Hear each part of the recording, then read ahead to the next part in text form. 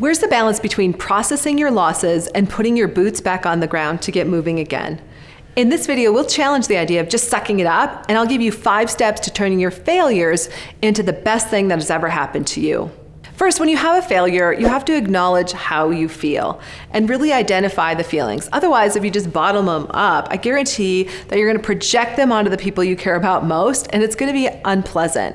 So maybe take a day, or a couple days, or for some people, you can just, go to the spa or go on the golf course and just take some time for yourself to think about how you feel about this, or how is it feeling in this moment, and how is it affecting you? When you start to do that, you'll notice that it starts to lose some of its power. And let me just stop myself right now and remind you that I've got a ton of videos on my channel about mindset and leadership. So smash that subscribe button to get more business content just like this. Second, when you have a failure or, just you've made a mistake or just, something is off in your business, you need to talk to a trusted coach or a mentor or a friend. And that allows you to release it through talking. If you've ever noticed that just by saying something out loud, it starts to lose its power, it starts to fall away. I have very key people in my life that I reach out to for different things. I have people in my life that I can reach out to about business things, right? I have people that I can reach out to about personal things, but I have people that I can really talk to. And knowing that you have that is so important. And I think in this time of, just coming out of the pandemic and this very interesting time in the world, we've all kind of lost a lot of the connections maybe that we used to have, or when we used to see people more in person.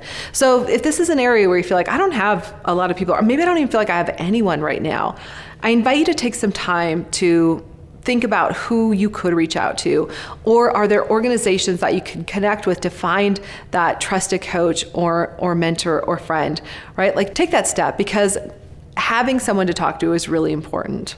Also, let me know in the comments below if you found this to be helpful. Has it been helpful for you to talk to someone when you've gone through something challenging, and how has it helped you?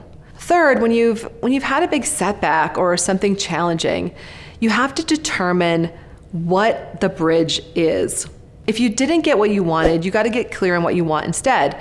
So sometimes we set out, to do something. Like let's use the example of maybe writing a book. Maybe you've wanted to write a book for a long time, and you've stopped and started, and you just can't seem to get it done. And you feel really frustrated, but you're not sure what to do. And maybe you even talked to a friend about it and you've kind of cleared that out, and yet you're thinking, now what? What's next? This is the opportunity for you to get clear on what you're going to do, right?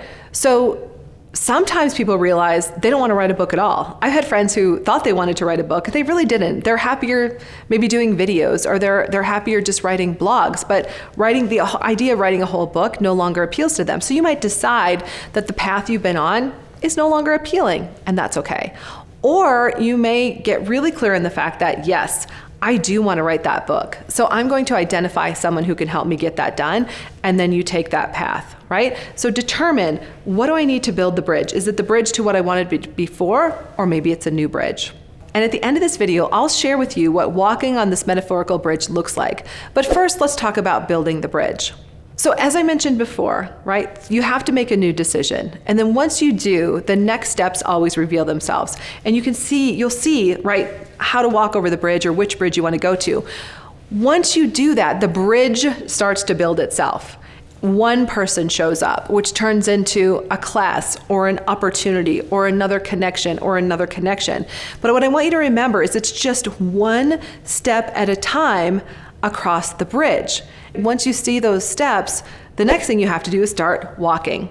And this can be the hard part, because I guarantee you, once you start to cross the bridge and you start walking, there's going to be things that on that bridge, there's going to be steps that you're taking that are uncomfortable. There are going to be steps that you really don't want to take. But on the other side of that is what you desire, right? So let's say you decide, I really do want to write the book. Well, guess what? You actually have to do the writing, and that's going to be one of the steps. And maybe one of the steps is putting time on your calendar to write every single day. That's not easy to do. But when you do it and you get into the discipline, you get into the habit of doing it, you just keep walking across the bridge. And then along that path, you'll find someone else who will show up. Maybe it's someone who can help edit the book. Maybe it's someone who wants to read the book and give you feedback. Maybe it's a publisher, right? Like the next people will show up. I guarantee it, but you have to be willing to do the walking. You know, in my own experience, this can be one of the hardest things. It's the reason my favorite quote is by Eleanor Roosevelt, and it's, "You must do the thing you think you cannot do." When you do the things that you think you cannot do, the steps just keep rolling in front of you, even if it's uncomfortable. I can remember one of my clients who was going down this path. She had a very successful multi-million-dollar company, and she was going to launch a new division of that company.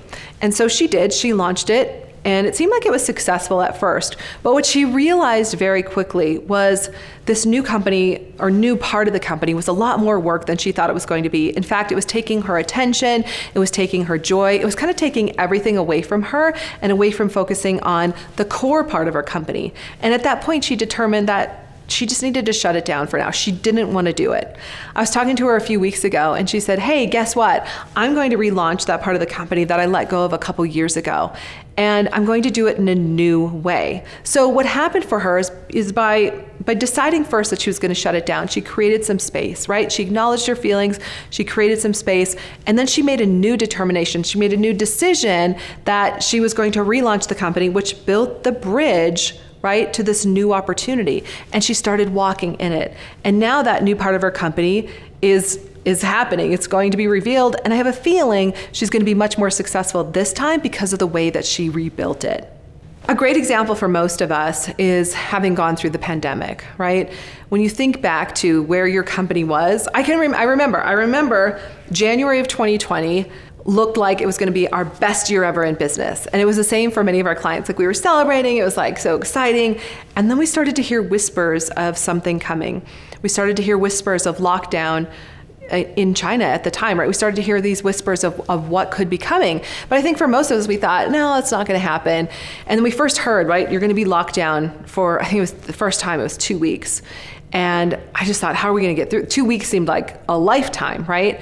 And then after the 2 weeks, it was like 2 more weeks. You guys remember, that was 2 more weeks. And I think at the second 2 weeks of the month, I realized that like what we'd been doing was not going to work anymore. We had live events scheduled across the country. They were being shut down. And the hotels that we were having them at were being shut down. So we had to make a decision. And that was at that point, thankfully, Zoom existed. I wish I would have had stock in Zoom at the time. Zoom existed. Everyone started to jump on Zoom. So we were able to transition our clients from, live in-person events to live events on Zoom. It was painful. Not all of our clients, I had clients that were like, I'm going to wait it out. I'm going to wait it out until we're back in person. And at that time I said, I don't think you want to wait. Like, you need the training now, just jump on Zoom. But they were so resistant, which I can totally respect, because I felt that way too. It was so resistant to making the change. A year later, some of them were like, I'm okay, I get it. Like, I think I'm going to get on Zoom now and make this happen. My point is that if you're still in business today and your business was around during COVID, the time of COVID, you had to make some changes and some shifts and some determinations that allowed you to build new bridges to where you are today. And having gone through that, I just want you to look at it from a point of really being encouraged, knowing that having gone through that, you can get through anything. Stick with me, because up next, we're going to talk about how important it is to do what you love so the money will follow. And remember, your 2X is waiting for you too.